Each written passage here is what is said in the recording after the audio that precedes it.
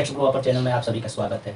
आज का विषय जो है वो फीमेल रिप्रोडक्टिव सिस्टम है, ठीक है, यानी मादा जनन तंत्र है। ये वीडियो बहुत ही आज के लिए क्या होगा, इंपॉर्टेंट होगा, इसलिए आप इस वीडियो को लास्ट तक देखिएगा, स्किप मत कीजिएगा। स्किप करेंगे तो कुछ मुख्य जानकारियाँ जो होती हैं एग्जाम के लिए वो क्या होंगी, मिस हो जाएंगी। तो लास्ट तक देखिएगा, अगर पसंद आएगा तो सब्सक्राइब करना न भूलिएगा, ठीक है। अब चलते हैं सीधे टॉपिक पे। मादा जनन तंत्र यानी फीमेल रिप्रोडक्टिव सिस्टम में दो बैलून टाइप के, यानी कहा जाए तो गुब्बारे नुमा संरचना होती है, जिसको क्या बोलते हैं, ओवरी बोलते हैं। उसी को हिंदी में अंडाशय बोलते हैं। ओवरी से ही अंडों की उत्पत्ति होती है, यानी ओवम की उत्पत्ति होती है। ठीक, किसकी उत्पत्ति है, ओवम की उत्पत्ति होती है, तथा एस्ट्रोजन व प्रोजेस्टेरॉन नामक मादा लिंग हार्मोन का स्राव होता है। कौन कौन सा हार्मोन, एस्ट्रोजन व प्रोजेस्टेरॉन मादा लिंग हार्मोन्स है। ये एग्जाम पूछ देता है कि कौन सा मादा लिंग हार्मोन है, तो ये दोनों आप क्या करेंगे, क्लिक करेंगे, ठीक है। अब देखिए, इसी ओवरी से लगा एक ट्यूब लाइक संरचना होती है, जिसको हम क्या बोलते हैं, ओविडक्ट बोलते हैं, हिंदी में उसी को अंडवाहिनी बोलते हैं या फ्लूपियन ट्यूब बोलते हैं। इसमें फ्लूपियन ट्यूब में चौड़ा और कीपनुमा संरचना, इसका क्या होता है, अगला भाग होता है। और इसी में फिंगर लाइक यानी उंगली के समान संरचना होती है, जिसको हम क्या बोलते हैं, फिम्बरी बोलते हैं। और उसी में एक छिद्र होता है, उसको आस्टियम बोला जाता है, ठीक है। और ये जो संरचना है ये किससे लगा हुआ है, ओवरी से लगा हुआ है। ठीक, किप के पिछला हिस्सा जो होता है उसी को हम क्या बोलते हैं, फ्लूपियन ट्यूब बोलते हैं। फ्लूपियन ट्यूब की लंबाई कितनी होती है, 12 सेंटीमीटर होती है। और इसी फ्लूपियन ट्यूब में मादा का एग मीन्स अंडा, और नर का, मेल का क्या, स्पर्म, आपस में जुड़ के क्या करते हैं, फर्टिलाइज करते हैं। क्या करते हैं, फर्टिलाइज करते हैं। इसी को हम क्या करते हैं, निषेचन। ट्यूब का क्या बताते, कितनी लंबाई होती है, 12 सेंटीमीटर होती है।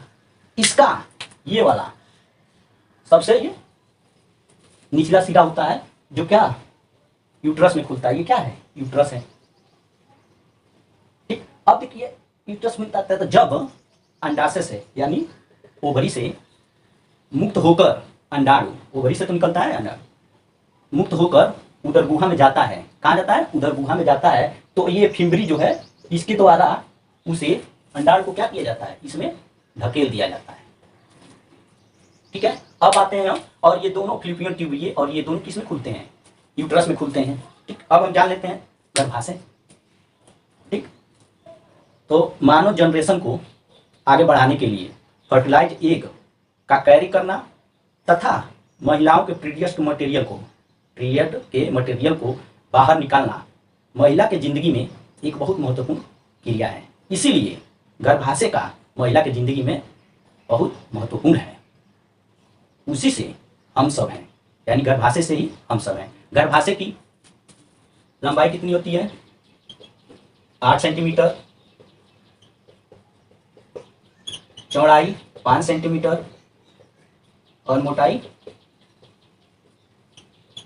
4 सेंटीमीटर होती है। गर्भाशय के 3 भाग होते हैं। क्या होते हैं, 3 भाग होते हैं। सबसे ऊपरी भाग क्या होता है, फंड्स होता है। और बीच का भाग जो होता है उसको यूट्रस या गर्भाशय का क्या बोला जाता है, बॉडी बोला जाता है। और गर्भाशय का बॉडी पूरी तरह खाली होती है, ताकि उसमें बच्चा पूर्ण रूप से डेवलप हो सके। अब उसके निचला जो पतला भाग होता है, ये देखिए, ठीक है, इसको हम क्या बोलते हैं, सर्विक्स बोलते हैं। क्या बोलते हैं, सर्विक्स बोलते हैं। सर्विक्स में 2 ओपनिंग होती है। कौन, कितने, 2 ओपनिंग होती है। एक ओपनिंग होता है इंटरनल, अंदर की तरफ, और एक बाहर एक्सटर्नल ओपनिंग, जिसको हम क्या बोलते हैं, ओएस बोलते हैं। क्या बोलते हैं, आस बोलते हैं, ओएस, आस बोलते हैं, ठीक है। ये दोनों ओपनिंग प्रेगनेंसी के समय क्या होते हैं, बंद हो जाते हैं। क्यों बंद हो जाते हैं, क्योंकि बच्चा क्या हो, पूर्ण रूप से डेवलप हो सके और एबार्सन ना हो सके। सामान्यतः ये दोनों ओपनिंग क्या होते हैं, खुले रहते हैं। खुले रहने से ही पीरियड के समय मटेरियल जो होती हैं वो शरीर से बाहर निकलती रहती हैं। ठीक है, अब देखिए इसके बाद हम चलते हैं योनि पे। किस पे चलते हैं, योनि पे। तो गर्भाशय का जो निचला पतला भाग था उसको सर्विक्स बोलते थे। ये क्या होता है, योनि के ऊपर सिरे में खुलता है। ठीक है, और योनि क्या है, योनि स्त्री का मैथुन कक्ष होता है। क्या होता है, मैथुन कक्ष होता है, और इसमें योनि एक छिद्र के द्वारा बाहर खुलता है। छिद्र के द्वारा बाहर खुलता है। कुंवारी कन्याओं में योनि में एक झिल्लीनुमा पर्दा होता है जिसको योनि छद्म या हाइमेन बोला जाता है। क्या बोला जाता है, योनि छद्म या हाइमेन बोला जाता है। इस पर्दे के बीच में एक छिद्र होता है। इस पर्दे के बीच में एक छिद्र होता है जिससे रजस्राव होता रहता है। जिससे उस छिद्र से क्या होता है, रजस्राव होता रहता है। ठीक, ये झिल्ली जो होती है, पतली झिल्ली जो होती है, पर्दा जो होती है, ये शारीरिक व्यायाम या परिश्रम और कहा जाए तो लैंगिक संपर्क से क्या हो जाती है, भंजित हो जाती है, नष्ट हो जाती है। ठीक, योनि के इधर उधर, योनि के मुख के इधर उधर दो तरह के ग्लैंड पाए जाते हैं जिसको क्या बोलते हैं, बार्थोली ग्लैंड। बार्थो ग्रंथि बोला जाता है या ग्लैंड बोलते हैं। तब उत्तेजना के समय, जब इंटरकास्ट होती है तो उत्तेजना के समय यह बार्थोलिन ग्लैंड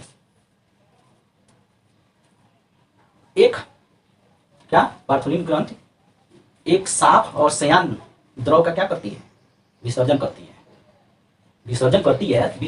है। तभी योनि तथा गर्भाशय में पुरुष का शुक्राणु जो होता है वो आसानी से ऊपर क्या होता है, ऊपर पहुंचता है। ठीक है, बस ये रहा फीमेल रिप्रोडक्टिव सिस्टम, मादा जनन तंत्र। अगला वीडियो जो होगा वो मेल रिप्रोडक्टिव सिस्टम होगा, यानी जन्म मानव या नर जनन तंत्र होगा। आई होप कि आपको ये सारी चीज़ें समझ में आ गई होंगी। अगर समझ में आ गई होंगी तो आप कमेंट करके जरूर बताइएगा। ठीक है, और सब्सक्राइब करना ना भूलिएगा, प्लीज़ सब्सक्राइब करना जरूरी है। ठीक, और बेल आइकन को भी दबा दीजिएगा क्योंकि आगे जो वीडियो आने वाली है वो सबसे पहले आपको मिले। ठीक, अब इसके बाद जो भी टॉपिक आएंगे वो एकदम इंटरेस्टेड होगी। ठीक है, एक बार और आप देख लेंगे तो ये सारी चीज़ें क्या हो जाएंगी, समझ में आ जाएंगी। इसके समझने के बाद अगर ये आपको समझ में आ गया होगा फीमेल रिप्रोडक्टिव सिस्टम, तो इसी से इंपॉर्टेंट एक टॉपिक होती है जिसको बोलते हैं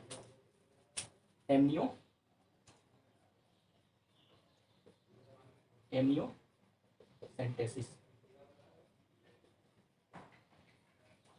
क्या होता है, एमनियोसेंटेसिस एक टॉपिक है, उसको हम बताएंगे। यह एक डायग्नोस्टिक टेस्ट होता है जो बच्चे को जन्म से पूर्व क्या किया जाता है, टेस्ट किया जाता है ताकि उसको कोई रोग ना हो। मतलब रोग को दूर करने के लिए किया जाने वाला क्या है, ये डायग्नोस्टिक टेस्ट है। तो इसको बताना जरूरी था, तो इससे पहले हम क्या करते हैं, इसको बताते हैं।